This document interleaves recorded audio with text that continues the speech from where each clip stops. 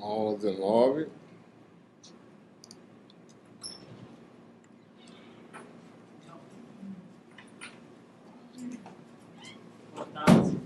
Tudo bom?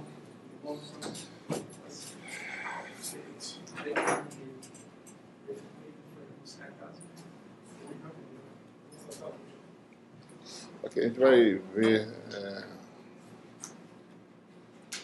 como é que a gente descreve agora a eletrostática, né, em meios materiais.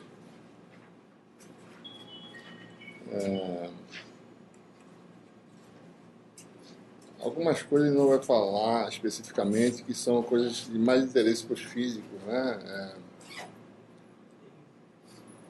A interação de um quadrupolo com campo é uma coisa que é para física, que o pessoal de física estuda, física nuclear, esse tipo de coisa. Então ele não vai chegar a falar em quadrupolo, tá certo? A gente tem interesse em dipolo, né? Dipolo elétrico que descreve a matéria, tá certo? Então, a descrição de elétricos, né, meios polarizáveis. O que ele vai fazer é mostrar mais ou menos como é que surgiria como é que a função potencial de uma distribuição de carga se comporta no regime sintótico, e a gente pode identificar, né, contribuições de monopolo elétrico. O monopolo elétrico quer dizer a carga isolada, né?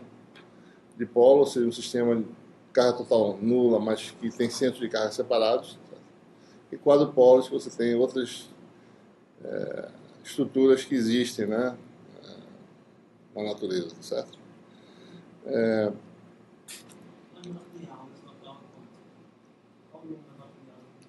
É o número 17. Acabei desligando aqui o negócio. Acabei fazendo algo que estava errado aqui. Peraí, deixa eu fazer de novo.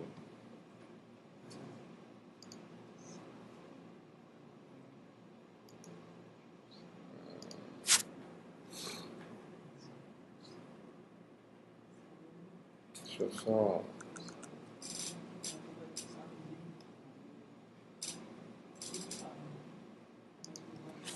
Então, veja, se você tem uma disposição de carga qualquer, né, como vocês estão vendo aí nessa figura, tá certo?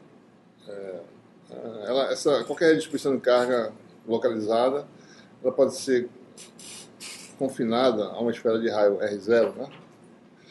E se eu observo o efeito elétrico dessa distribuição de carga num ponto X, né, o tamanho de X é sempre maior do que o tamanho desse vetor X' que varre a distribuição, tá certo? Então, a gente pode mostrar, tá certo, que a potencial, né, a uma certa distância, qualquer distância, fora dessa esfera imaginária de raio zero, ou seja, fora dessa região, é dado por essa expressão. Esse aqui falta um fator aqui que eu esqueci, tá certo? Tem um 4πε0 aqui, né? 4πε0 vezes isso pode ser expresso dessa forma, né? Observe que você tem os fatores Q de Lm, né? Essencialmente, esses fatores dependem de como essa distribuição de carga, como é que é a simetria dela em relação ao sistema de coordenadas, né? Aparece aqui um fator angular, né? Ou seja, o efeito elétrico depende dos ângulos teto e fio, do sistema de coordenadas, e aparece quão fraco o efeito, quão intenso o efeito é para cada termo, tá certo? Por exemplo, observe aqui para L igual a zero, né? Aqui para L igual a zero você tem L elevado a 1, né? 1 sobre R, né? Então, você tem o efeito dominante, digamos, cai com 1 sobre R, né? O próximo efeito cai com 1 sobre R2, e o próximo efeito cai com 1 sobre R3 e assim por diante, né? Então, esses parâmetros são chamados momentos de multipolo, né? Que é LM, certo?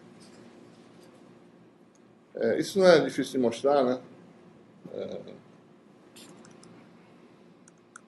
Vou evitar esse negócio aqui. Deixa eu ver agora. Por exemplo, você tem aí potencial de distribuição de carga qualquer, né? Vamos chamar essa função psi, tá certo? De x, né? Igual a 4πε0φ, né? Certo? Daqui a pouco a gente vai entender por que a gente está falando sobre essas distribuições concentradas, né? Vai ser mais específico. Só está falando agora matematicamente. A função potencial elétrica, vamos botar essa normalização aqui, e a função psi de x de uma distribuição de carga qualquer, certo? É dada para integral de volume, né? dV', tá certo? Densidade de carga, né? sobre o 4π0 saiu, né? Sobre x menos x', né? E nós sabemos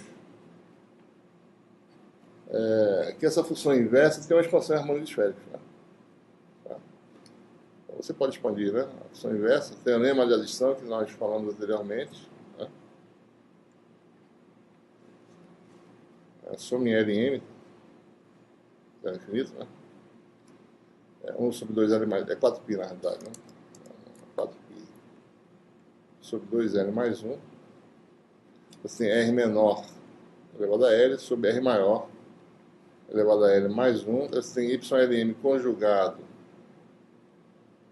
associado aos valores angulares de θ de x', certo? Você tem aí também vezes, né, YLM de θ, né? Percebe que a integração aqui é na variável linha, né? Certo? E eu preciso saber quem é R menor e R maior nessa história aqui. Né? Ou seja, um dos dois vai ser o R', o outro vai ser o R, né? Como eu estou observando o efeito no exterior de uma esfera imaginária de raio R0, ou seja, né, o R maior, certo, vai ser sempre o tamanho desse vetor x, que é igual a R. Né? E o R menor vai ser confinado a um valor máximo, no caso do R0. Né? O R menor seria o R', né? Certo? Então, essa expressão que a gente está derivando aqui é exata, certo? É fora dessa esfera. Tá? Porque eu garanto que fora da esfera o vetor x tem tamanho maior do que o vetor x'. Então, é exato. Se eu incluir todos os termos de L igual a zero infinito, essa expansão é precisa, certo? E quanto mais longe eu estiver da distribuição, menos termos da expansão eu preciso. Né? Certo? Então, fazendo isso, você tem... Isso aqui vai ser, né, a soma, né? Faltou um M aqui, né, pessoal? M igual a menos L é L, né? Tá aqui, certo? Menos L é L, né? Eu esqueci do soma em M, né? Então, isso aqui vai dar soma em L, né? Soma em M, né? 4π sobre 2L mais 1. Você tem agora R' elevado a L e R elevado a L mais 1. Vezes esses dois termos aqui, né? E quando eu jogo essa expressão aqui na integral, né, isso aqui sai da integral, certo? E esse termo aqui também sai, né? O R elevado a L mais 1. Então você fica com a integral só dessa função aqui com essa função ρ. Ou seja, o psi fica com uma integral, né? Soma em L e M, certo? Você fica com 4π sobre 2L mais 1. Você vai ter aqui uma integral, né? Na região, né? A região de integração onde tem carga, tá certo? No volume de carga, né? Então isso aqui vai dar um dv', YLM conjugado, θ', né?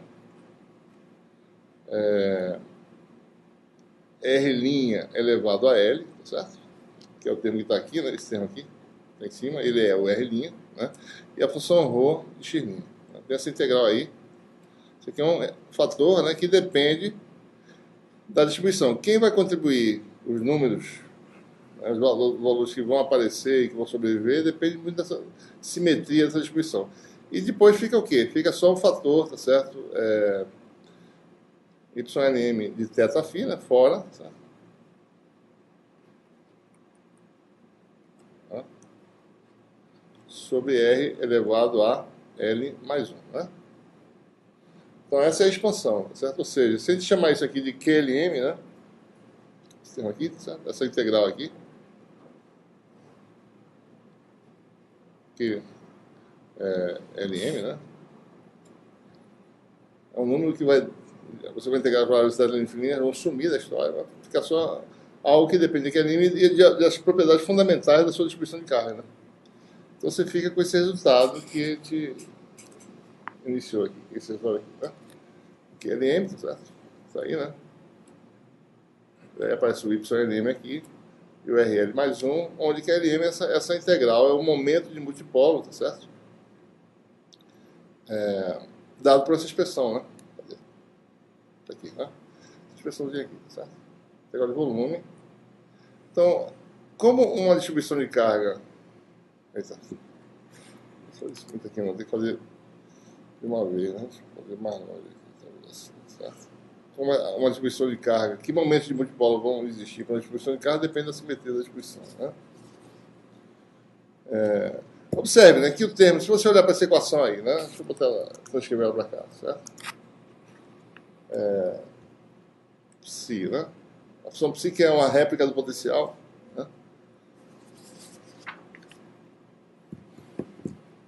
Da soma em L em M, né?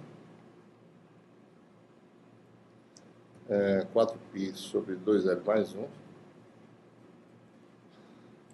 que é L em M, YLM de θφ, e aí sobre... Se a dependência de cada multipolo desse, o Lésimo de ordem L é R elevado a L mais 1 no denominador, né?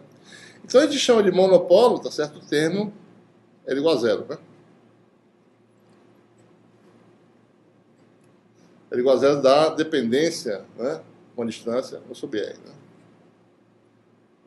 O dipolo, tá certo? É aquele que dá um potencial característico cuja dependência, né, é o termo L igual a 1, né, que dá dependência potencial caindo mais rápido no sobre R2. É um efeito mais fraco, certo? O monopolo produz um efeito mais forte no dipolo, né? O quadrupolo e assim por diante, né? O quadrupolo seria o próximo termo, certo? O L igual a 2, né? E o potencial vai com 1 sobre R3, né? Assim por diante. A gente, no nosso em engenharia elétrica, a gente usa isso aqui, né? Dipolo. Dipolo é super importante, certo? Porque a matéria polarizada é uma coleção de dipolos, né? Existem interações, né, na física nuclear, tá certo? Você usa o termo de quadrupolo, né? No núcleo, né? Você tem um momento de quadrupolo, você tem os prótons, né? Aquela força nuclear, né? Então, interação nuclear, partículas, você tem esse tipo de momento pode aparecer, né? De quadrupolo. Vou fazer só dar uma ideia de como é que se comporta esse formalismo aí, tá certo? Alguns momentos de multipolo, né? Para ver como é que eles são, pode ver que de fato dá essas coisas que ele está falando. Vamos ver alguns momentos, né? Alguns momentos de multipolo, né?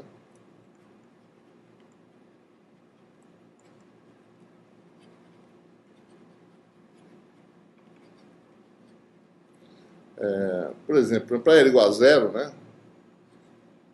Eu só tenho o termo Q00, né? Porque não existe Q0M, né? Certo? Tem o termo Q00. O que é o termo Q00, né? Bom, a gente tem que saber aquela integral. Seria integral, né? dv', rho de x', e aparece aqui o y00, né? Conjugado de θ' filinha, e o y00 é uma função constante, né? É o harmonisférico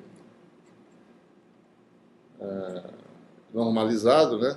Como a integral é no ângulo sólido, tá certo? A integral do ângulo sólido dá 4π, o harmonisférico tem que ser 1 sobre raiz de 4π, né? Porque o produto 2 dá 1 sobre 4π, tá? Esse aqui dá 1 sobre raiz de 4π. Tá? Então, se você jogar lá, tá certo? O Q00 é o quê, né? Vai dar 1 sobre raiz de 4π, né? Integral de rho dv, tá? Que é a carga, né, da distribuição. Isso aqui dá Q, certo? Sobre raiz de 4π, né? Suponha que nossa distribuição só tivesse esse termo, né? O resto, as outras integrais fossem nulas, digamos assim, certo? Por alguma razão, né? Então, o potencial psi de x seria dado pelo quê, né? Seria dado por y00, né? Seria o termo L igual a zero, tá certo?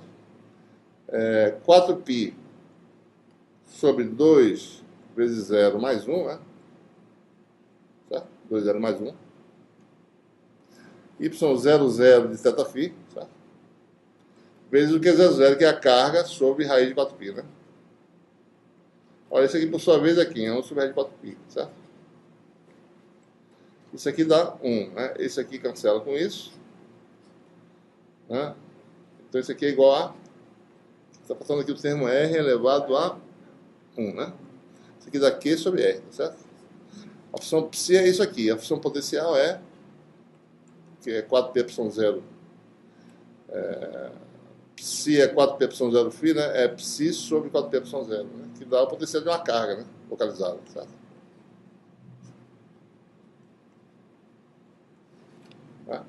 Monopolo. Carga, né? O efeito principal é a carga líquida daquela distribuição de carga. Né? Se você tivesse outras contribuições, o termo dominante seria esse, porque esse cai mais devagar. Os outros termos vão cair mais rápido. R2, né? Existem outros termos, podem existir, mas vão cair mais rapidamente. Então, quem domina o efeito é o monopolo. Se existir monopolo, né? Próximo termo seria o quê? Dipolo, né? Você tem que saber, então, os termos L igual a 1, né? Então, se você for calcular para L igual a 1, quem são os Q10, tá certo? Quem é o Q1, e o Q1 menos 1 pode ser obtido do Q1 também, porque é o conjugado, tá certo? Módulo índice M é menos 1 elevado a M, né? YLM conjugado, etc. Basta saber o Q1, só para a gente ter uma ideia, né? Por exemplo, Y10 eu preciso, né? Certo? Y0 conjugado, né? Ele vale raiz de 3 sobre 4π, né? Cosseno de θ', né? Olha a simetria aparecendo, certo? O Y11 conjugado vale... Ele vai aparecer o quê? Né? Vai aparecer cosseno elevado a 0, seno elevado a 1, certo? Isso não é aquilo que a gente falou, né? Vai diminuindo o cosseno, a potência ele vai aumentando o seno, né? Então aqui você tem menos raiz de 3 sobre 8π,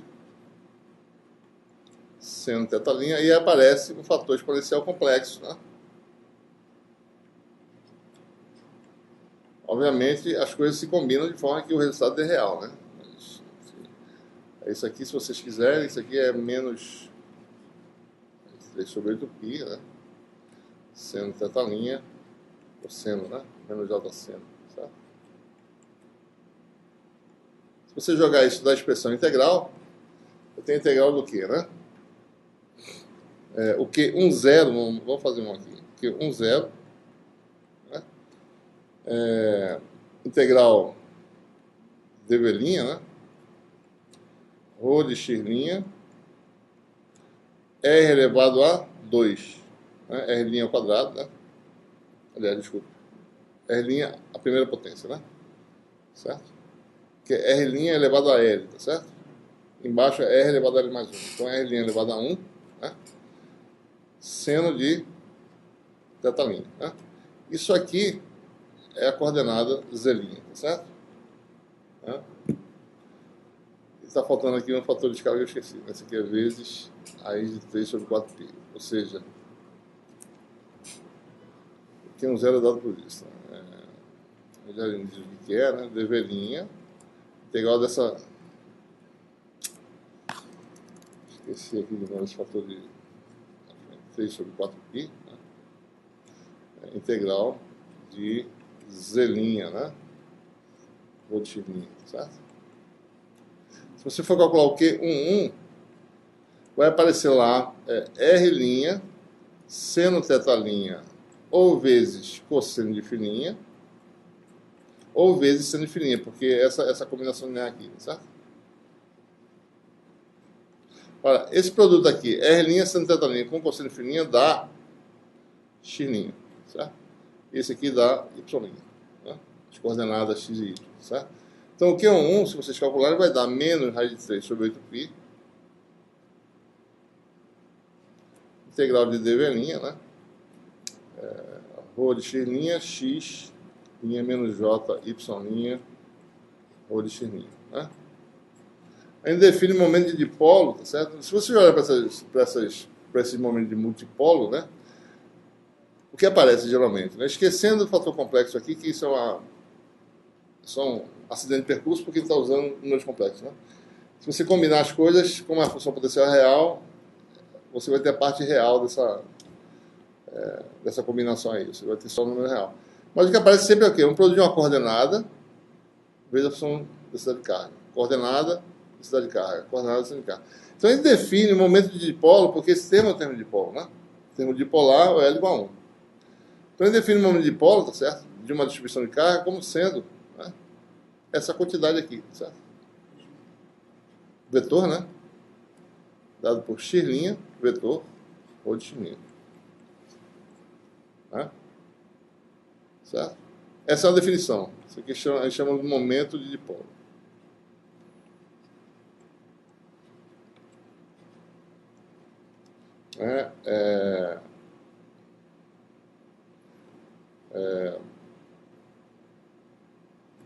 Então, dessa forma, que 0, certo? Ele é raiz de 6 sobre 4π.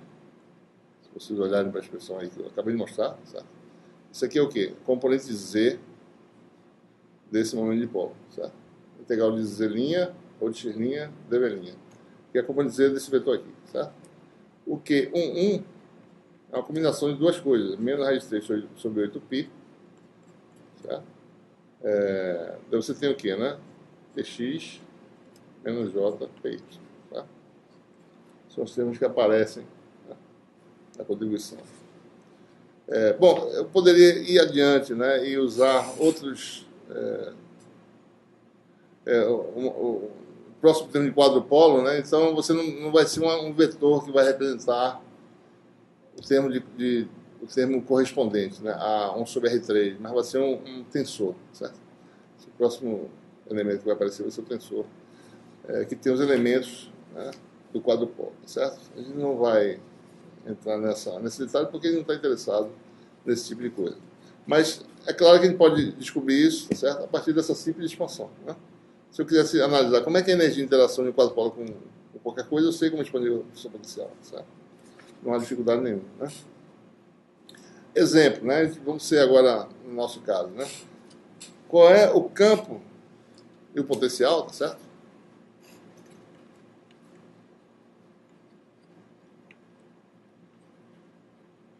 Vou fazer ao contrário, né? Potencial e campo, né?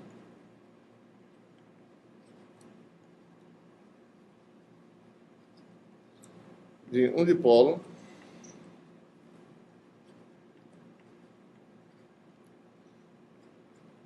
orientado na direção do eixo Z, certo? O que quer dizer isso?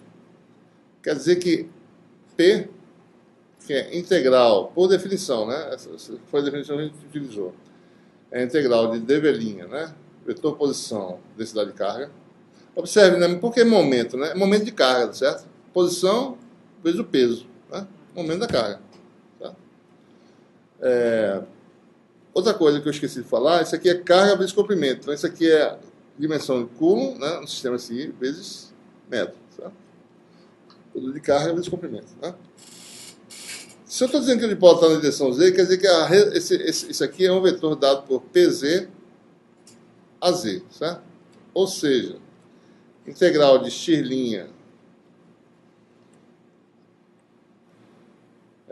rho de x' dá zero.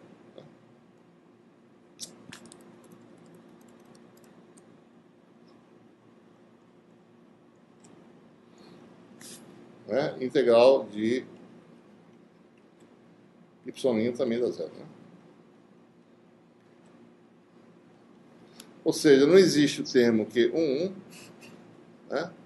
Nem o termo só, nem o Q1 menos 1. Né? Ou seja, então suponha que a sua distribuição só tem essa contribuição. Não tem quadrupolo, não tem monopolo, a carga é zero, certo? O Q00 é igual a zero, ou seja, não tem carga. Uma distribuição cuja carga total é zero, as cargas estão separadas e dando a contribuição resultante dado por um vetor P, né? O momento da distribuição está puxando para o eixo Z, certo?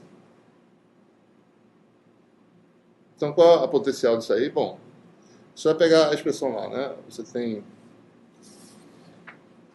aquela função psi de x, certo? Não tem o termo, só vai ter um termo, que é o termo de dipolo, e além do mais vai ter o termo que é um zero, certo? Eu acabei de fazer aqui, não sei se eu apaguei, né? Então o zero está aqui. É a raiz de 6 sobre 4π pz, certo? Isso aqui vai ter o termo L igual a 1, tá certo? 4π sobre 2 vezes 1 mais 1, que dá 3, né? 2 vezes 1 mais 1, tá? 4π sobre 2L mais 1. Y11, desculpe, Y10, né? De θφ, tá certo? Que é, acabei de falar aqui, né? Cadê ele? raiz 3 sobre 4π também, né?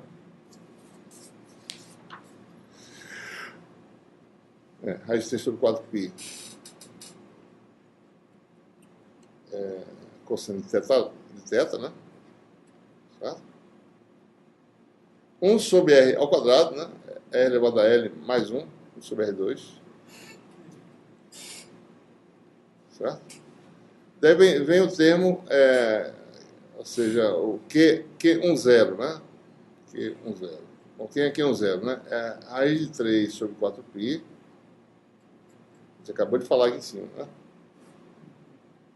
Tá aqui, ó, PZ, tá? Vezes PZ, né? Tá? Então, raiz 3 com raiz 3 dá 3, cancela com esse 3 daqui de baixo, 4π cancela com esse raiz de 4π aqui, certo? Então, psi de x igual a PZ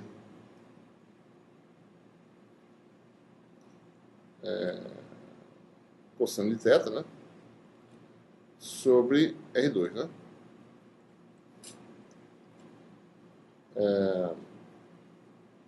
Ou seja, se você observar, né? Aqui está o vetor monodipolo, tá certo? Okay. Aqui está o ponto de observação onde você observa o efeito. Esse ponto faz um ângulo θ, né? Aqui está o vetor diretor. Digamos que isso aqui é o vetor radial AR, né? Certo? P igual a PZ a Z, né? P escalar a R, né? É igual a PZ a Z escalar R, que dá cosseno θ, né? Então, o psi dá isso aí, a função potencial dá um ponto x, né? P escalar a R, né?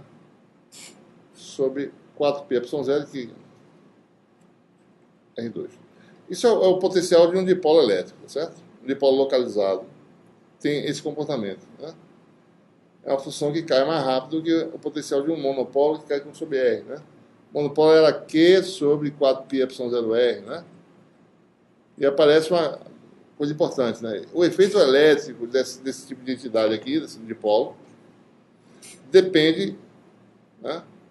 Ou seja, essa grandeza não é um escalar, né? É um vetor, porque o efeito elétrico depende da direção do ponto de observação em relação ao eixo dessa grandeza, certo? Que é o dipolo elétrico, né? Certo? Ou seja, se você tivesse um monopolo, o efeito elétrico aqui é igual aqui, é igual aqui, porque é a mesma distância da origem, tá certo? O efeito é esferossimétrico. Um dipolo não, o dipolo realmente tem que ser um vetor, porque o efeito elétrico depende do ângulo em relação a um eixo. Um eixo que define esse dipolo. Então ele é um vetor, tá certo? Tem que ter uma direção. O efeito se torna fraco aqui, se vocês olharem aqui, tá? Bota um dipolozinho aqui na origem, tá certo? O efeito aqui, né, é zero. O efeito elétrico, o potencial aqui é zero. Tá? Esse plano que corta ali no meio, porque foi escalado a zero. Tá? Então você tem um potencial positivo, crescente, máximo aqui, zero, negativo aqui, tá certo? Máximo, negativo aqui embaixo. Tá? Certo? E o campo elétrico, né? Essa é uma expressão tão importante como a gente saber o potencial de uma carga elétrica, certo? Ela tem que estar tão no sangue da gente, engenharia elétrica, como está no sangue a lei de Coulomb, né? O potencial de uma carga putiforme, certo? É fundamental saber. O campo de uma carga putiforme. Carga sobre R2 é radial, né? O potencial da carga putiforme, carga sobre R, né? E é Q sobre 4πε0R, né? Potencial de um dipolo, cai com sobre R2, tem essa expressão aí que vocês estão vendo, certo? E o campo, a gente tem que saber também, certo? É tão importante quanto o campo de monopolo, né? Você precisa derivar isso aí, certo? Então, o potencial é dado por esse aqui, né? Dipolo.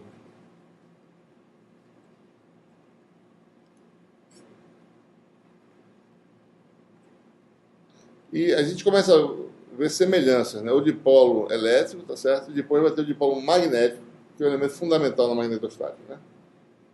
Como lá não tem um monopolo magnético, o primeiro termo real da natureza, que a gente conhece, natural, é o dipolo magnético. Se vocês veem, vai ter um potencial lá equivalente, tá certo? Que tem um termo parecido com esse, 1 sobre R2, e uma natureza vetorial aqui, certo?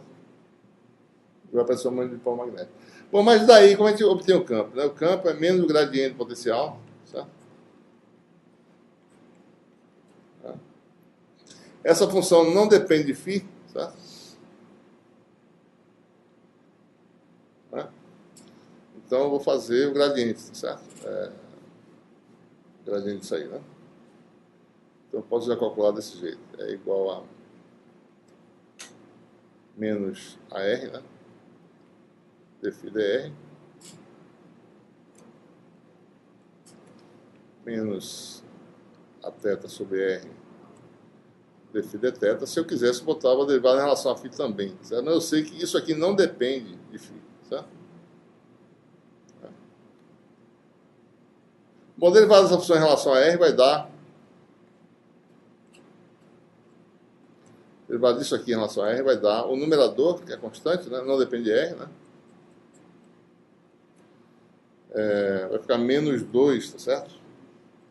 Porque a derivada de R é menos 2, dá menos 2 sobre R3.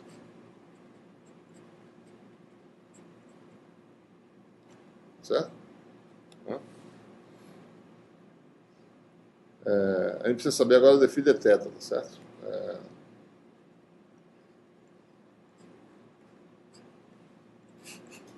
Ora, dφ dθ, esse termo aqui, se eu olhar aqui, né? Não depende de θ, né? Da variável angular, certo? Então é 1 sobre 4πε0 R2 d dθ, produto escalar P escalar na R. Aqui tem a regra da cadeia, onde P é constante. Isso aqui vai ser 1 sobre 4πε0 R2 P escalar, né? Derivada de AR, né? Em relação a θ, né? E quem é a derivada de AR em relação a θ? A R está aqui, certo? Já fiz isso antes, né? Aqui está o ângulo θ, certo? Se eu vario θ de dθ, né? Eu obtenho essa diferença aqui. Esse vetor de diferença, que é o d a θ, né? Que é o comprimento desse arco, que é módulo desse vetor que é 1, que é 1 dθ, né? Na direção desse vetor, que é o vetor... Desculpa, não é d a θ não, o que é isso aqui? Deixa eu apagar aqui. Isso aqui é DAR, né? Certo? Vai dar o comprimento desse arco aqui, que é módulo 1, aqui tem módulo 1, né? Módulo desse vetor. Ângulo aqui é dθ, né? Esse aqui vai dar 1 dθ vezes o vetor tangente que está para cá, certo? Que é o vetor θ, né? Isso aqui é a derivada de AR. DAR é igual a dθ a θ. Se DAR e dθ vale a θ, né? Isso aqui dá 1 sobre 4πε0 R2 P escalar a θ, né? Certo? Então você tem o gradiente, né? É igual a menos... vai dar 1 sobre 4πε0. Tem um R2 daqui e tem um 1 sobre R daqui, certo?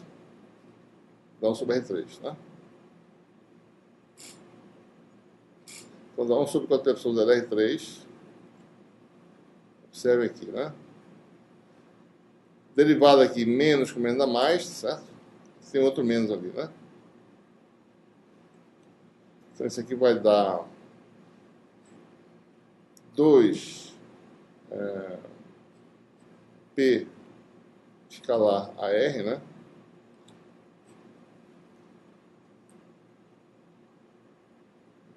Certo? dφ dr, né? Vezes AR, né? Então dá isso aqui, 2P escalar R vezes AR, 1 sobre 4πε R3. Isso aqui vai dar P escalar a θ, né? Menos, no caso, certo? Então vai ficar menos, aqui, desculpa, isso aqui vezes AR, né? Menos a derivada que deu P escalar a θ, né? Certo? Isso aqui, se eu somar um desse aqui, eu posso fazer assim, 3 vezes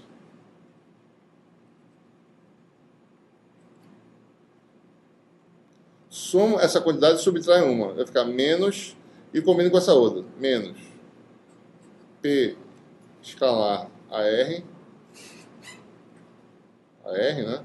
Mais P escalar a θ, né? A θ.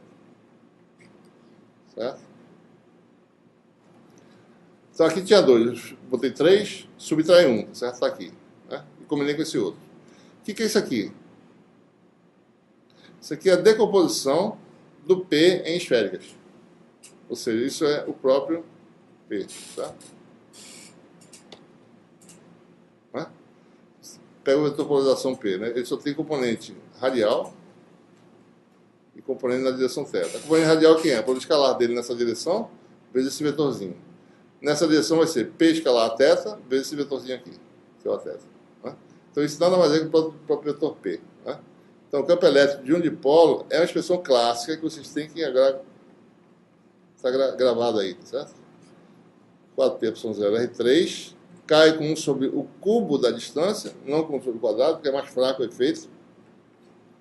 3p escalar AR vezes AR, né? Menos P. Tá? Expressão clássica, né? Ela é tão importante quanto o campo de um monopolo, né? Que é um campo radial. Esse é um campo que tem um comportamento diferente. Por exemplo, torção de dipolo, né? Se você está sobre o eixo de dipolo, tá certo? Isso aqui é um campo que dá o AR igual a Z, né? Nesse eixo aqui, né? Sobre o eixo de dipolo, tá certo? O AR vale a Z, né? Isso aqui dá o quê, né? 3P escalar R dá próprio P, tá certo? Isso aqui é AZ da P a Z menos P. Que dá 3P menos P, que dá 2P. Então, nesse eixo, é como se fosse uma carguinha positiva aqui, tá certo? E uma negativa aqui, né? Par de cargas, sistema neutro, né?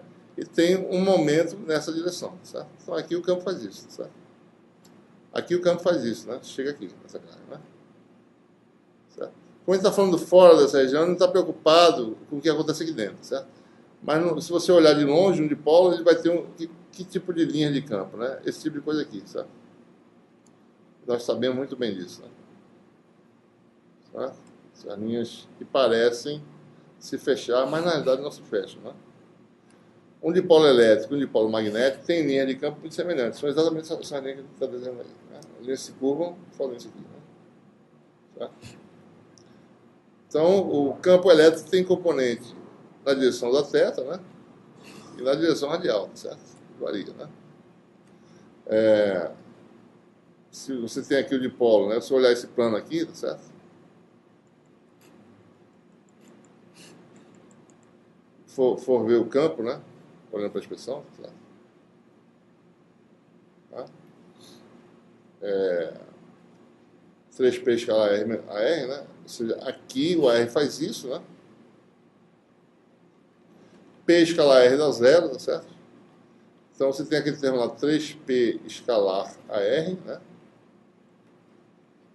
AR menos P, né? Esse termo aqui é zero, porque AR escalar P dá zero. P faz isso, né? Então só tem o termo menos P. Então o campo está no sentido de menos P nesse plano, no plano que corta o dipolo no meio. Ou seja, o campo faz isso, certo? Então, o campo vai enfraquecendo, né? Está sempre orientado para baixo, certo? Ou seja, o campo é ortogonal a essa superfície que corta o dipolo no meio. Essa superfície, então, é uma equipotencial, porque o campo é ortogonal a ela. E, de fato, ela é equipotencial, porque o potencial é zero. O potencial, como eu falei para vocês, ele muda de sinal de mais para menos, exatamente aqui, nesse plano que corta o dipolo no meio, certo?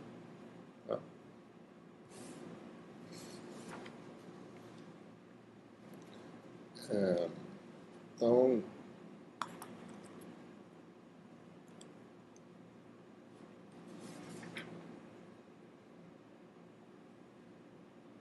se quiser ver, por exemplo, como é que uma distribuição de carga interage com o campo externo, né? Eu não vou nem entrar na parte de quadro polar, tá certo? A gente pode calcular também, né? Só expandir até termos adicionais. Mas vamos só até o termo de dipolo, né? Ou seja, como é que um dipolo interage com o campo externo? A gente pode ver isso fazendo a expansão da energia em dipolos, né?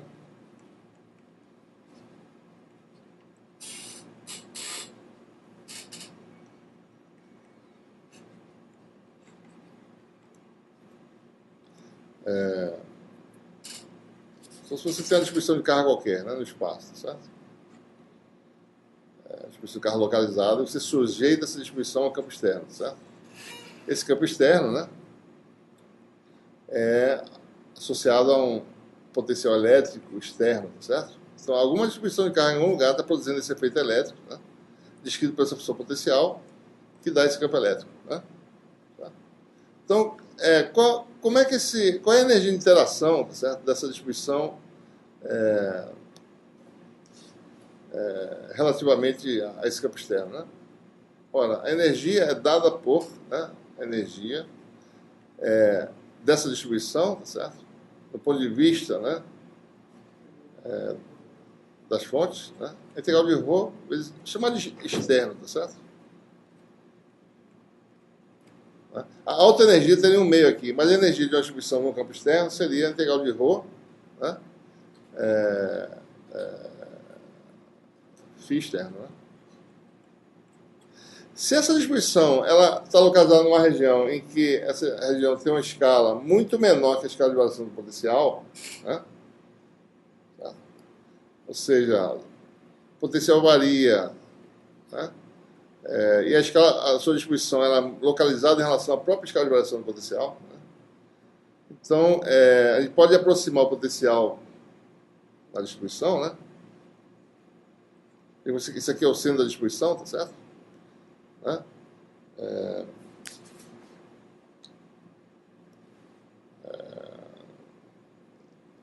gente pode expandir, né, o potencial num ponto x a partir do seu valor na origem, né?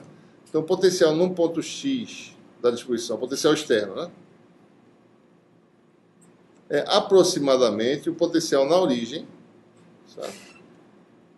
Chamar de φ na origem, certo? Mais o primeiro termo da correção de série de Taylor, tá certo? Que seria o gradiente, né, do potencial vezes o vetorzinho de deslocamento que é pequeno, tá certo? Mais x escalar gradiente de φ, certo? Se eu quisesse prosseguir, eu teria aqui mais termos, né? Mais, certo? Soma em i e j, né? Daí você tem termos quadráticos, tá certo? Mas termos quadrados pode ser x ao quadrado, y ao quadrado, z ao quadrado, mas você pode ter xy, xz, yz, certo? Então você tem aqui xi, xj, né? Certo?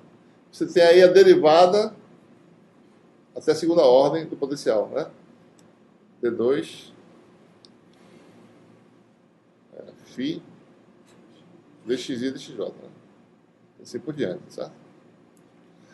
Ora, obviamente, eu posso botar mais termos aí, certo?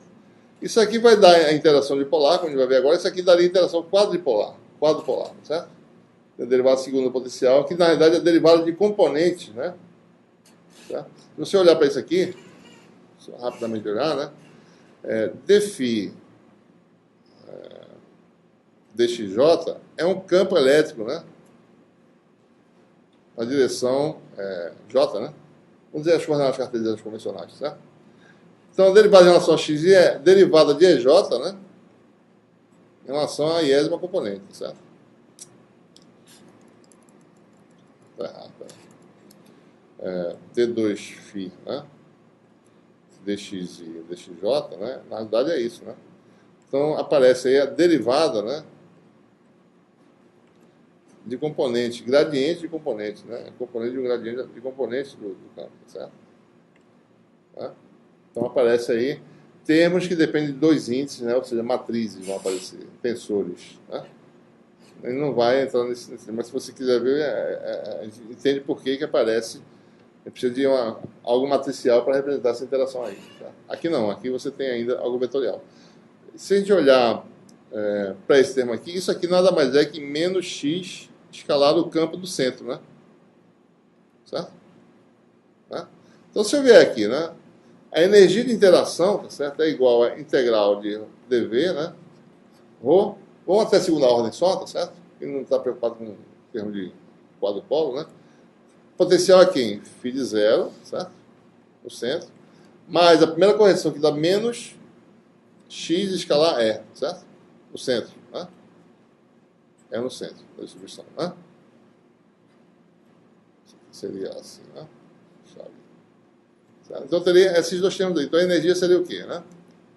Isso aqui seria integral, né? φ de zero. Integral de ρ dv. Né? Chamar isso aí de nada, chama isso mesmo. Certo? Mais, certo?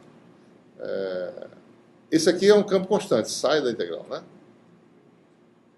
Campo do centro da distribuição localizada, né? Integral de quem? Mais não, desculpa. Menos, né? É de zero.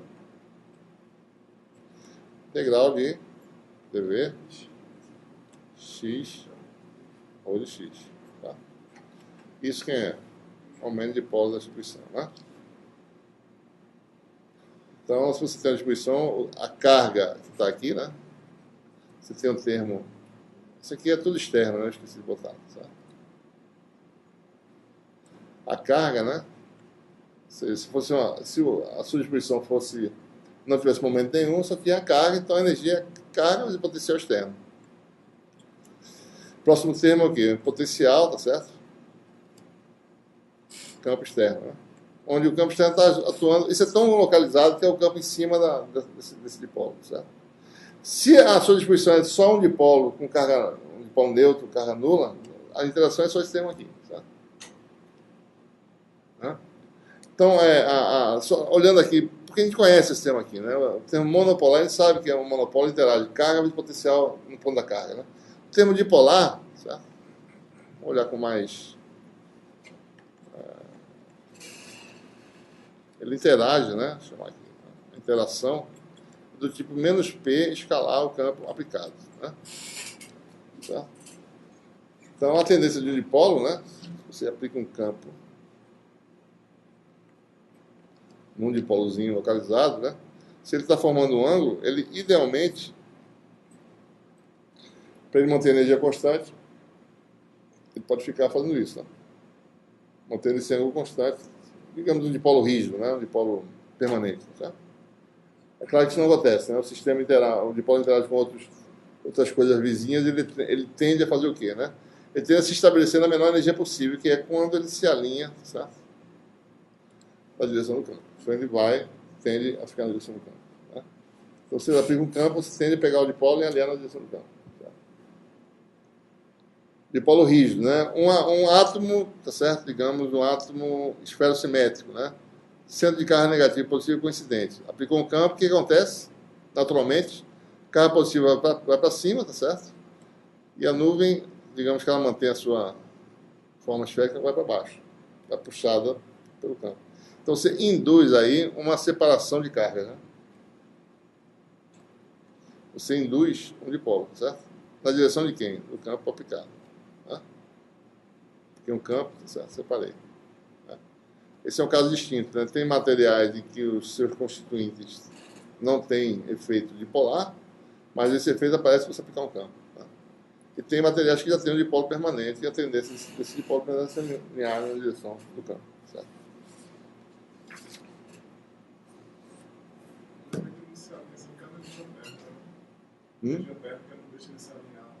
Pode ser, pode ser. Tem também a vibração térmica que não permite, né? Quando fala de materiais, cada material é um caso, né? Você tem materiais que as interações dipolares são muito fortes. Né? Então, eles se mantêm num estado de alinhamento ordenado ou antiparalelo, depende, né? Então, o pessoal da física estuda muito modelo de Ising, né? Qual é a configuração de menor energia, que não é uma coisa trivial de se fazer. Você trabalha com uma dimensão é mais ou menos, né? Nem, até com uma dimensão é complicado, depende das várias intensidades, tá certo? Então, a questão é minimizar a energia. É. Imagina um sólido, né, para saber qual é o estado de menor energia. Né? Ficou traumatizado?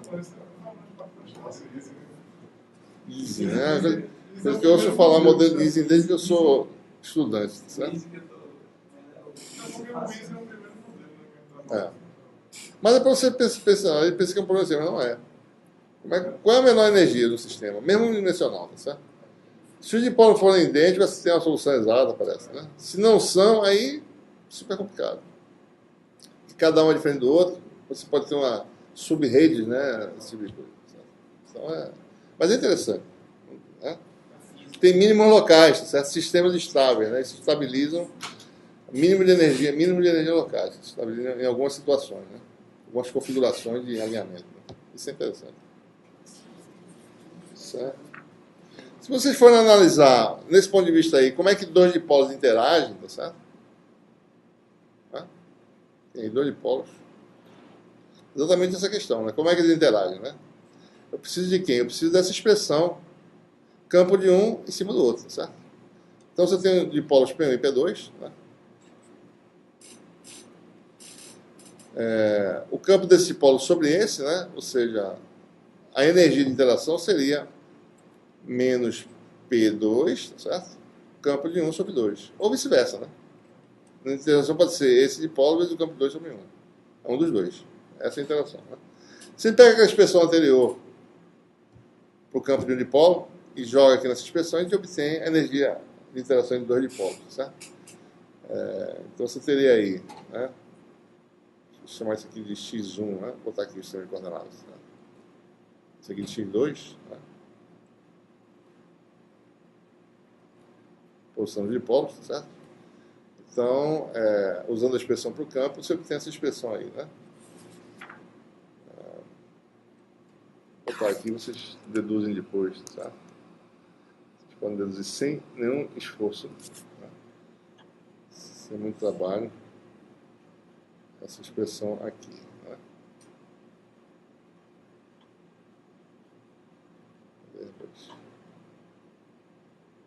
Aí está a geometria, né? Esse vetor n é o vetor que vai de um para o outro, por quê? Né? Porque o campo de um dipolo depende desse vetor diretor, né? O AR, né? Que vai ser o n no caso. Depende da distância, o cubo da distância, que é o módulo do vetor diferença, né? Depende desse fator R3, né? Embaixo, né? Que é x2 menos x1 em módulo, né? Ao cubo, né? Certo? Então, dá essa expressão aqui, interação, né? Certo? Que se você olhar nisso aqui, vocês vão ver que isso vem do campo, né, de um sobre o outro, tá certo? Produto escalar de P escalar N, é isso aqui, ó. P2, eu chamei de E2, mas é um 2 que eu chamei aí nas minhas notas, tá certo?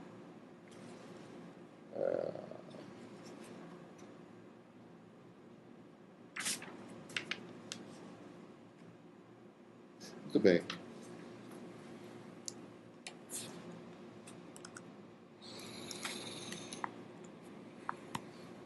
Bom, vai agora ver, tá certo? Como é que a gente até agora falou de equações de Maxwell na eletrostática, né? Mas por enquanto só tinha cargas livres no vácuo, né? A gente quer saber agora como é que eu levo em conta a matéria isolante elétrico, certo?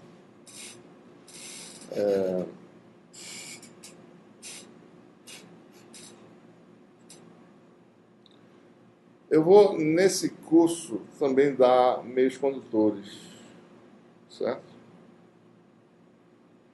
Porque nesse curso aqui não tem condução elétrica, eu acho que é importante, tá? Então, isso, como já tem essa aula em vídeo, certo? Então vocês podem, eu vou pedir para vocês assistirem essa aula, que é uma aula na graduação, mas que eu quero que vocês assistam, porque é uma parte importante, tá certo? Depois a gente vai falar sobre algumas coisas que remetem a esse tipo de assunto que se fala em condução elétrica na graduação. Tá? Daí tem essas aulas que eu vou dar uma referência para vocês assistirem. Tá? Daí a gente vai rever essa parte de condução que não tem aqui nesse curso. Nunca foi dado aqui no curso. Tá? A gente assume já conhecido, mas seria bom que vocês revisassem isso aí. Tá? Porque tem coisa interessante a se discutir, inclusive interação, né, de campos com elétrons. A gente entendendo um pouco disso aí, é interessante. Então vocês têm aí como referência as aulas, são 2 horas e meia de aula, mais ou menos, certo? E o capítulo 4 do texto da graduação, que eu passo para vocês. Tá? Vou passar para vocês. Tá bom? Então a gente está aqui falando de materiais isolantes. Né? Então a gente quer ver como é que a gente faz agora para colocar as equações de Maxwell levando em conta a matéria polarizada e isolante. Tá? Vamos falar sobre isso aqui. Né? Eletrostática em meios...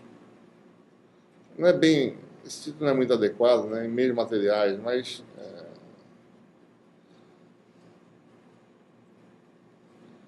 Em meios materiais, né? Vamos falar de materiais, vamos especificamente falar de meios isolantes. A gente está agora começando a misturar um pouco as coisas. Você tem a possibilidade de... Você tem carga espacial, certo?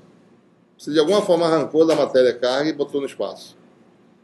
Pensa nisso para a gente poder saber como é que é o campo de uma carga isolada, certo? Então você tem carga espacial isolada, a gente chama isso de carga livre. Tá? Mas nós sabemos que a matéria é constituída de átomos, moléculas, né, íons, etc. Ligadas. Certo? Cada elementozinho da matéria é o quê? Uma nuvem eletrônica em torno, tá certo? De um núcleo ou mais núcleos, né?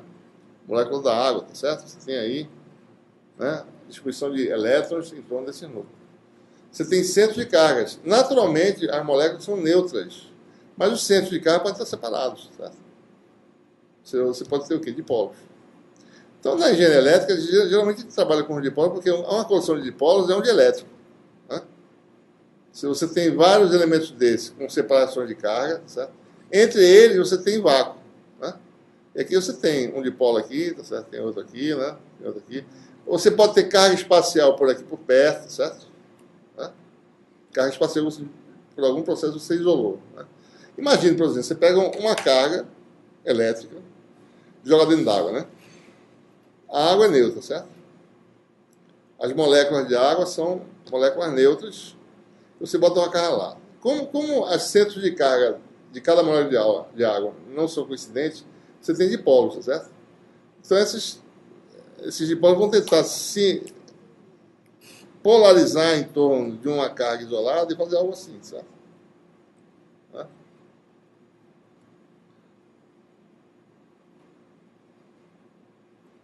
Esse tipo de coisa, sabe? Uma carga, você tem essa polarização do material isolante em torno de uma carga. Né? Você pode também ter um material isolante, tá certo? Constituído de uma coleção de dipolos e aplicar um campo nesse material. O que acontece? Né? O campo não é o mesmo se não tivesse material. Porque você altera a distribuição de dipolos no material, coletivamente esses dipolos produzem um campo e o campo total é a soma dos campos. Tá? Então o campo é modificado. Esse tipo de efeito que eu quero levar em consideração. Né?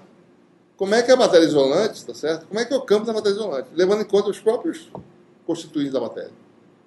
Né? Então, formalmente, a gente pode dizer o seguinte, que um material, tá certo? Ele vai ter dois tipos de eletricidade, digamos assim. Né? Aquela proveniente de cargas ligadas, então, o elemento de volume aqui, D', né? Ele tem um efeito, né, muito bem representado pelo momento de dipolo desse volume. Certo? Se tem um dipolo elétrico, então tem um momento de dipolo P, aqui, certo? Chamado de dP, porque isso aqui está distribuído. Né? E se tiver excesso de carga, a gente vai separar cargas livres, certo? Elas vão ser representadas por a densidade de carga ρL. Tá? Então, um elementozinho de volume D', ele tem duas coisas que têm características muito diferentes. Tá? Ele pode ter cargas livres, vamos chamar disso a densidade de cargas livres. E pode ter dipolos elétricos, né? E um dipolo líquido de um volume desse vai ser dP. Tá? Qual a diferença dessas duas coisas? Bom, a carga livre eu posso tirar ela daqui e botar para cá, tá certo? Ela pode se mover no material. Né? Num condutor, por exemplo, a carga livre vai para a superfície, no regime estático. Certo? Numa região de carga espacial, se eu aplicar um campo num grupo de carga livre, ela se mexe, como se fosse embora. Certo? No material isolante feito de polos, as cargas são ligadas, né? Porque o efeito aqui é elétrons em torno de um núcleo, né? Certo? O máximo que eu posso fazer é distorcer essa distribuição, né? Separar o centro de carga, mas não há movimento de carga no material. Então essas cargas não são livres, são ligadas. Então é importante saber essa diferença, certo? Então a gente vai ter dois elementos, cargas livres e cargas ligadas. As ligadas vão representar uma contribuição dipolar, né? Um dipolo. Ou seja, existe dipolo efetivo naquela molécula, né? Então você representa por esse efeito aí, certo? Se não tiver, o dp é igual a zero, né? Então, se eu fosse calcular o potencial elétrico, né, desse elemento de volume no espaço, eu tenho a contribuição da carga livre no volume mais a contribuição do dipolo naquele volume. Nós sabemos cada um agora o que é, tá certo? Então, o potencial, deixa eu redesenhar aqui, certo? Num ponto X qualquer, em qualquer lugar, né? Pode ser até dentro do material também, certo? Então, ponto X', né? Então, elemento de volume dV', certo? Se eu quisesse calcular o potencial, seria dφ. Potencial devido ao elemento de carga livre seria dV', ρl, né? De X'. Outra coisa, a matéria isolante é dipolos no vácuo, certo? Aqui não tem dipolo, aqui é vácuo, né? Aqui você tem dipolos num meio de permissividade ε0. Então é sobre 4πε0 módulo de X menos X'. Né? Mais a contribuição do termo dipolar que está aqui dentro. O termo dipolar tem uma contribuição que desculpa, momento dipolo, que é dp, escalar o vetor diretor, que é vetor diferença sobre módulo, certo? Sobre o módulo, né? Eu vou botar aqui, sobre o quadrado da distância, porque o termo dipolar cai com o inverso do quadrado da distância.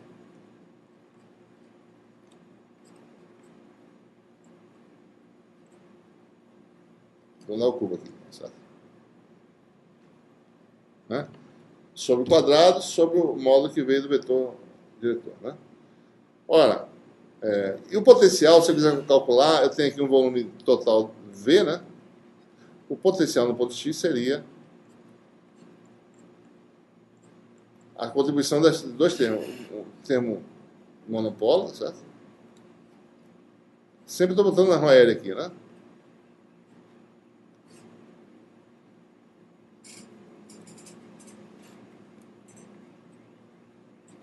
Mais termo dipolar, que é o integral ainda. Minha variável de integração, se você olhar para essa expressão, é a variável P minúsculo. Tá?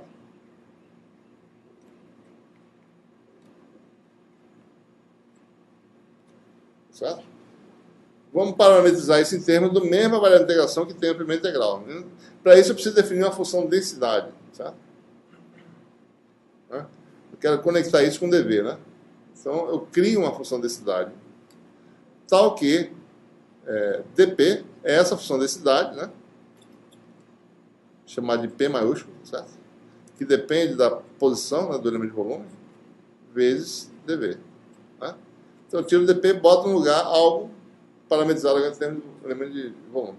Isso aqui a gente chama do vetor polarização. Tá? Isso aqui é uma definição, né? Eu defini esse vetor. Tá?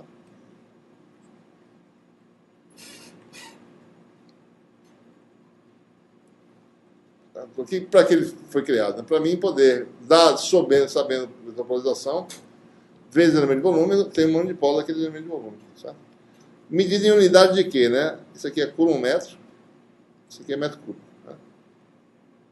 Então a unidade de P é coulomb por metro quadrado. Certo?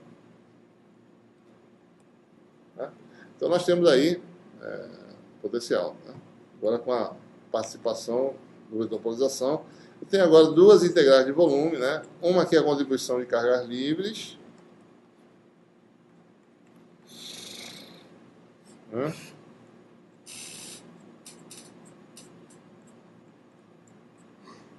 E o outro é a contribuição das cargas ligadas.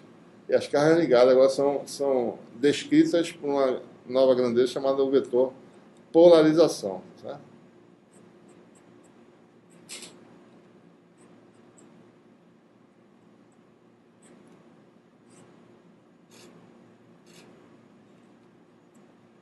E aqui tem um cubo, né? Terceira potência. Certo? Mas isso aqui é inverso quadrado da distância, né? Ora, a gente quer interpretar, tá certo? As equações de Maxwell. Como é que fica a equação de Maxwell? Nós tínhamos duas equações. Divergente de ε0E é igual a carga livre, né? E rotacional de E igual a zero. Certo? A gente agora está botando matéria isolante no meio. Né? Como é que fica a minha equação de Maxwell? Outra coisa, não é conveniente nas equações de Maxwell trabalhar com carga ligada. Porque eu não tenho controle sobre carga ligada, sobre a matéria em si. Eu tenho um controle sobre as cargas livres. Certo? Eu movimento cargas livres com a bateria. Eu pego carga livre de um eletrodo e boto em outro eletrodo, né, externamente. Eu tenho controle, certo? Sobre carga ligada, não. Eu não posso ficar falando de densidade de carga ligada o tempo todo. Tem que falar em carga livre. Então, minhas equações têm que ser expressas explicitamente dentro dessa carga livre. Né? Mas só que a carga agora tem uma outra componente. Tem que saber como manusear isso aí. Certo? Então, isso aqui vai tornar isso parecido com isso com alguns elementos da análise vetorial. Certo? Pode escrever isso aqui assim, né? P. Esse vetor é famoso, né? Esse vetor de diferença sobre módulo ao cubo. É um vetor famoso, né? Certo? Bom, esse é o vetor que dá o campo de uma carga putiforme. Certo? É o vetor de diferença sobre módulo ao cubo, né? E o vetor que dá o campo de uma carga putiforme, ele é o gradiente do vetor, o gradiente da função inversa. Então, esse aqui é o gradiente da função inversa, na realidade, né? Então, por isso que ele é famoso, tá? Então, esse aqui pode ser escrito assim, P escalar menos nabla disso em relação a essa variável, ou mais nablalinha. Então, deixa eu botar aqui nablalinha, vou explicar já já.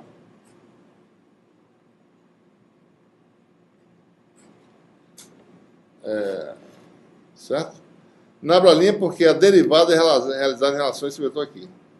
X é uma constante nessa derivada. Se fosse nabla, seria menos nabla, certo? Função inversa.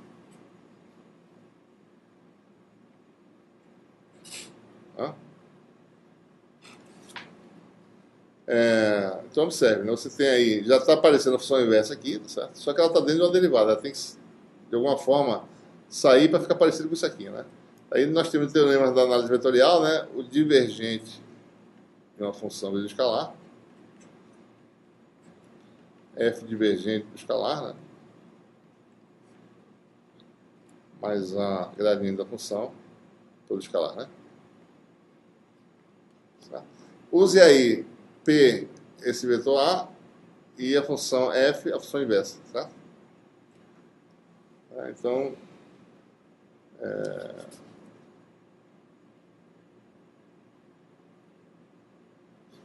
você pode mostrar, né, que esse termo aí, que é o termo que está na integral lá, tá certo? Vai dar. A gente pode passar um pouco mais rápido. Deixa eu só. Vai dar isso aqui, certo? Né? Temos isso aí, né? E acabamos de falar isso, né? Teorema da análise vetorial aí. Então, no fundo, vai dar isso aqui. Ou seja, você transpondo, né, a derivativa vetorial para cá, tá certo? Fica FA, tá aqui, tá certo? Né? Isso aqui, né? P escalar nabla, escalar o gradiente, daí aparece esse termo aqui. Tá?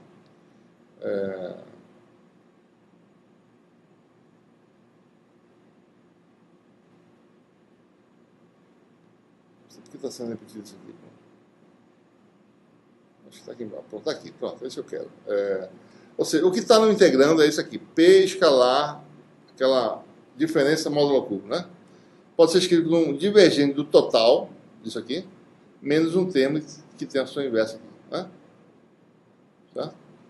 Então, se você joga na integral, tá certo? O primeiro termo está aqui, né? Certo? Integral disso aqui deu um termo que é integral do divergente, que vai ser isso aqui, e vai ter um outro termo que tem a função inversa, que está aqui, certo? Esse termo é semelhante a esse, porque ele tem o mesmo denominador, certo? Esses termos são semelhantes, podem ser combinados, esse aqui com esse. Tá? Uma integral de volume só. E outro termo fica um integral do divergente, ou seja, você fica com algo assim. Deixa eu fazer aqui porque a gente faz separadamente. Fica aqui. Φ igual a integral de dv'. Daí tem um termo que você combinou que veio de lá, né? ρl menos divergente de P sobre 4π epsilon zero vetor de diferença. E mais um termo que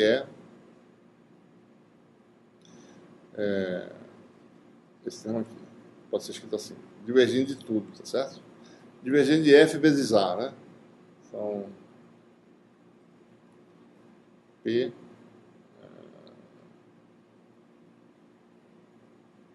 sobre 4π epsilon zero módulo.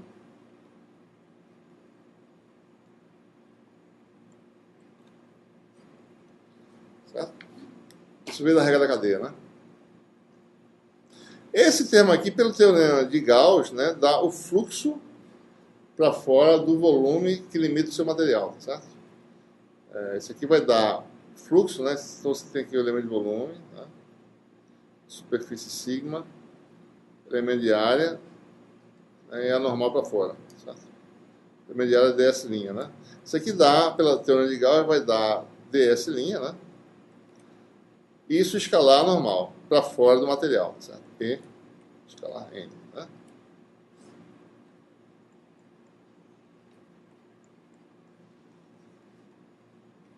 Então você fica com esse resultado aí. Esse resultado aqui. Potencial, né? Acho que dá para ver aí, né? Tem um termo de integração de volume, né? Vocês olharem, tá?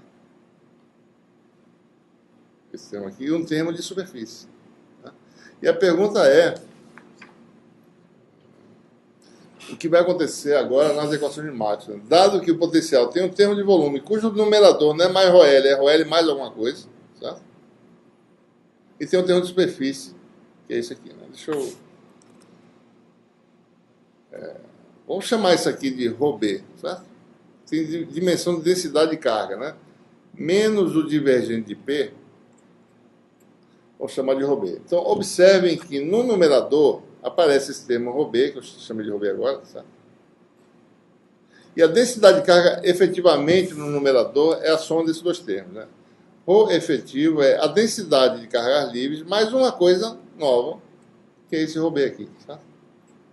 Dado essa expressão. Se houver divergente de P, tem um acréscimo ou uma diminuição, dependendo do sinal, né, na densidade efetiva de carga, e aparece no numerador do potencial. Né? Na superfície aparece um termo, tá certo? ρbs, vou chamar isso aqui. Que tem dimensão de P, que é coulomb metro quadrado, densidade de carga de superfície. Né? Então aparece um outro termo também chamado ρbs, que é o efeito disso, né? Na superfície. Tá? Dependendo da forma como eu vejo essa função P, eu posso incluir ou não esse termo. Eu vou ser um pouco mais claro nisso daqui a pouco. Talvez agora, ou talvez em outra aula. Vamos ver a circunstância aí. Certo? A gente vai comentar isso já, certo? Bom, então, efetivamente, como é que é a função potencial, certo? Com matéria isolante e com carga livre? É isso aqui, ó. O potencial é dado por ρ efetivo, né? É isso que eu acabei de mostrar, né? De X', né? No volume, sobre 4π epsilon zero módulo de x menos x', mais um termo de superfície que apareceu.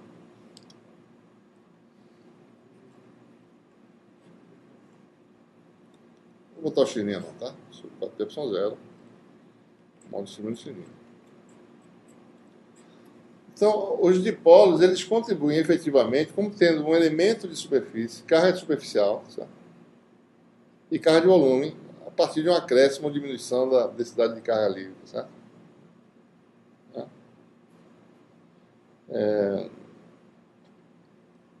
Então, é isso que acontece. Pergunta é a seguinte: quem é,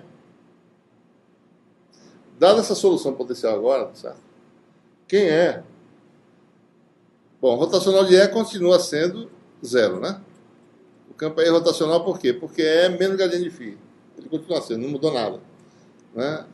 Ou seja, isso já foi obtido, se você voltar para trás, tudo isso é colombiano. Essas cargas ligadas, o potencial delas, são potenciais colombianos, certo? Sendo assim, gera uma função potencial cujo gradiente dá esse vetor campo elétrico.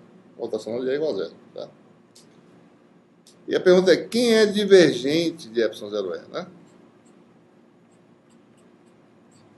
Certo? Quem é a nossa lei de Gauss? Quem é a nossa forma diferencial da lei de Gauss? Né? Que antes era só ρL, né? Certo? Independentemente de termos de superfície que aparecesse. Certo? É a carga volumétrica que aparece do mesmo jeito. Olha, só que a carga que aparece no numerador da função potencial é ρ efetivo, não é mais ρL. Então o que deve aparecer aqui é ρ efetivo. Certo? Mesmo que tenha esse termo aqui, não importa. Certo? A gente vai ver por que esse termo aparece. Né? Certo? Mas, do ponto de vista de equações diferenciais, quem vai aparecer no segundo membro da equação é o ρ efetivo. Certo? Né? Bom, se eu mexer nas equações, quem é ρ efetivo? Né? É ρ livre menos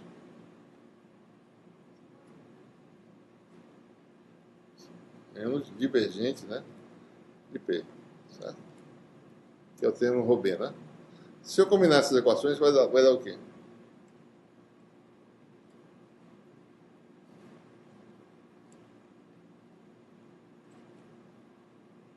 Então agora eu tirei o ρB e botei só o ρL aqui do lado de cá. Então o divergente desse novo vetor dá a densidade de carga livre só. Se eu falar o divergente de ε0E, dá todas as cargas que você imaginar. Certo? Se existe um efeito líquido, ou seja, o campo elétrico é o quê? Né? Ele pega a carga livre, ele vai dentro do átomo, pega o elétron que está aqui, o próton que está aqui, calcula o campo dos dois. Certo? Vai somando o campo de todo mundo. Né? Essas cargas ligadas, né, a gente separou agora e está definindo esse novo vetor, que o divergente desse novo vetor, que não é o campo elétrico, é um outro vetor, só tem aqui do lado direito o OL. Certo? Então a gente vai batizar esse vetor do vetor de deslocamento elétrico, né, ou vetor densidade de fluxo elétrico. Certo? Então existe uma relação, né, na matéria. Se a matéria é polarizada com polarização P, então nós temos essa relação constitutiva, né? Cada material tem a sua relação de que forma a polarização responde ao campo aplicado. Né? Esse é o vetor de deslocamento elétrico ou deslocamento para os físicos, né?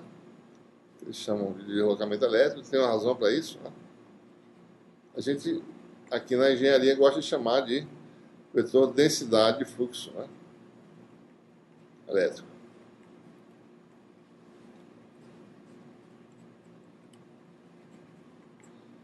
Observe as dimensões, né? Mesma dimensão de P, certo? Com um metro quadrado também. Né? Então, as equações de Maxwell, com a introdução da matéria polarizada, elas mudam. Né? O rotacional permanece inalterado.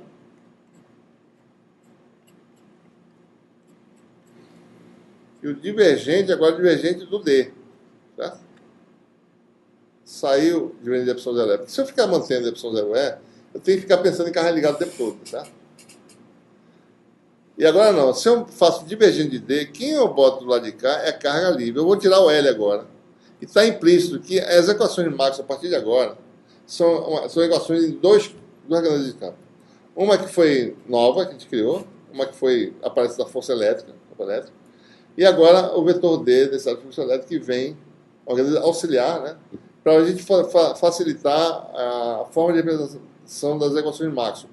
Aqui é densidade de cargas livres. Certo? Por que é conveniente essa forma, né? Porque carga livre, como eu falei, eu posso pegar a carga livre e botar onde eu quiser. Eu tenho controle, eu altero as posições das cargas livres, não das cargas ligadas, certo? Depende do balanceamento de forças interno do material. Ele vai determinar como essas cargas ligadas vão se distribuir, digamos assim, né? Então, é conveniente esse tratamento, certo? A gente, quando lida com condutores, né, com baterias, com superfícies condutoras, a gente está falando de equipotenciais, né, em que as cargas estão na superfície. Então, eu sei que são cargas livres, certo? As equações integrais correspondentes são simples, né? Circulação de E igual a zero. E fluxo elétrico, né, integral disso aqui, igual a carga livre envolvida. Tá? Né? V é o volume limitado pela superfície gaussiana. Então, isso aqui é densidade de fluxo elétrico, porque essa quantidade é carga, né? Chama-se fluxo elétrico. Tá? Né?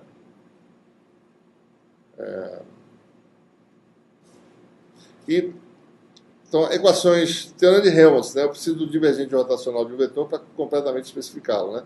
Eu tenho aqui, mas são dois vetores agora. Não preciso de uma terceira relação. Quem é essa relação? A relação constitutiva no material. Certo? O que acontece no vácuo? Não tem polarização, não tem matéria, tem que ter matéria para ter polarização, certo? P igual a zero. V igual a ε0 é uma réplica do campo. Né? A relação é essa.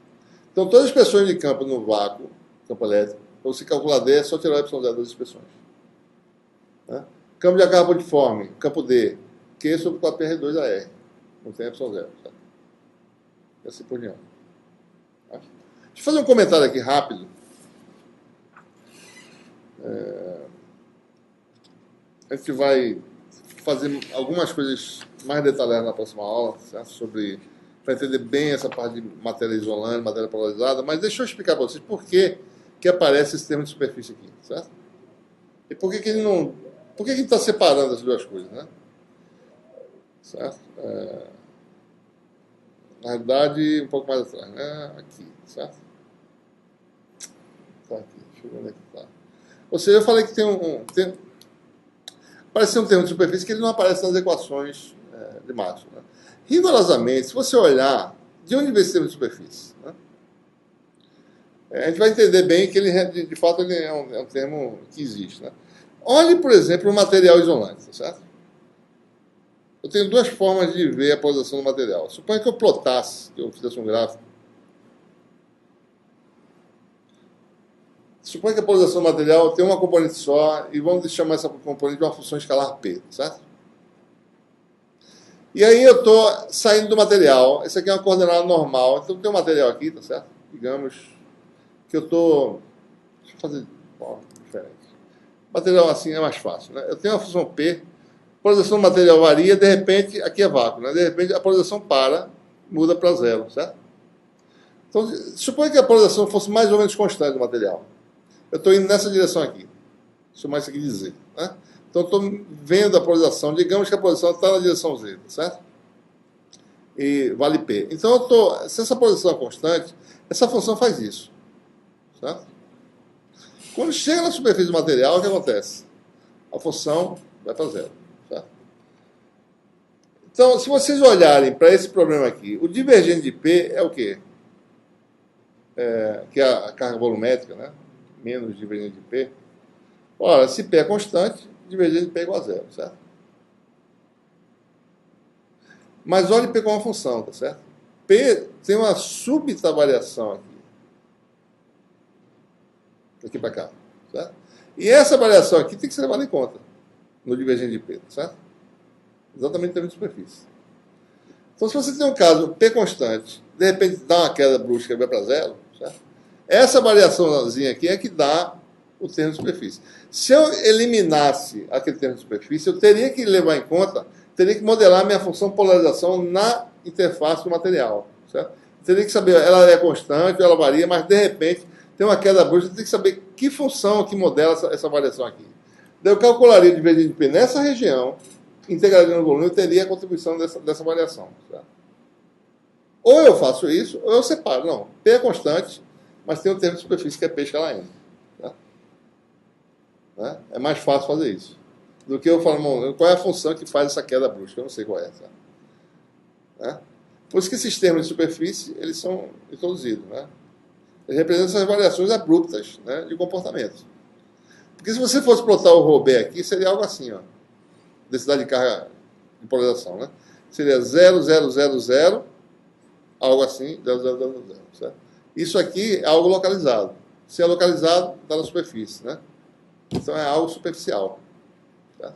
Então daria essa contribuição. ρB volumétrico dá 0, 0, e dá um termo aqui que varia abruptamente.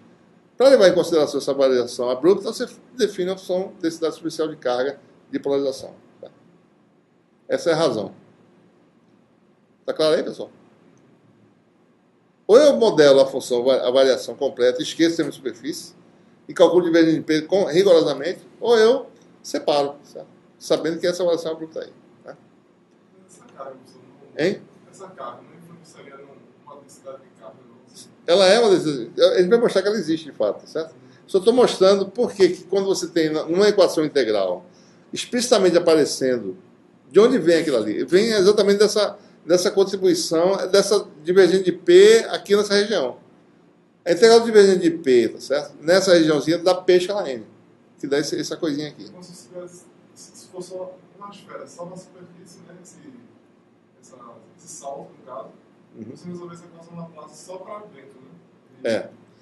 Veja. Sem citar a superfície, no caso. Veja, vai ter situações em que um material tem um P constante, tá certo? Né?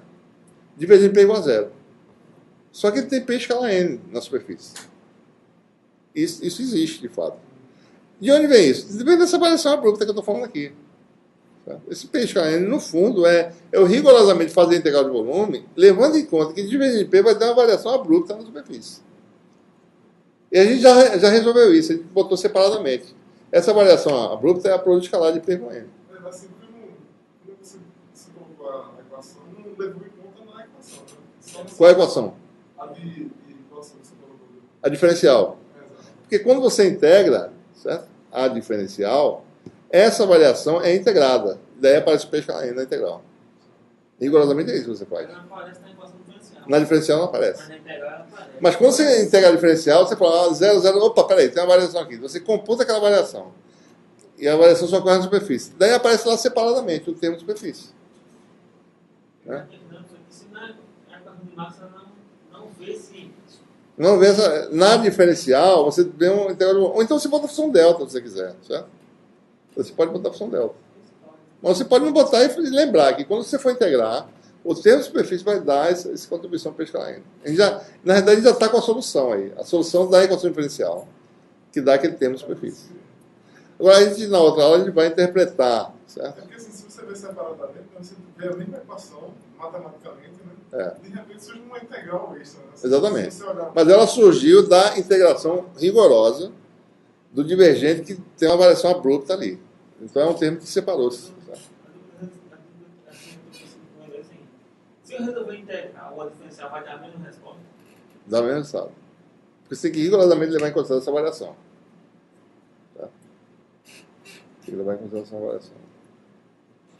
Né? Que assim, mas se a gente fazer. É porque a gente resolveu a equação de função, né? No caso. Se a gente fosse resolver, não conseguiria. Mas de onde é. Tá, se você for fazer a parte diferencial, como é que você leva em consideração essa coisa de superfície? Condição de contorno. Porque a condição de contorno é um resultado de um processo de integração, entendeu? E esses peixes que ela vai aparecer da integração na superfície. Daí você fala o limite, então vai dar aquilo ali. Certo? Porque assim, a gente resolveu essa mesma equação, né? Matematicamente. Né? Aí como é que surgiu? Não aparece, não aparece. Ele vai aparecer na condição de contorno. Por isso que a gente separa a condição de contorno. Você não fica integrando e sempre levando em consideração essas variações abruptas. Ele fala, não, vamos dizer que é 0 e 0, às vezes tem uma laplaciação de 0 nos dois lados. Né? Mas quando chega aqui, a gente faz a amarração dos comportamentos. Certo? Vamos parar aqui, né, pessoal?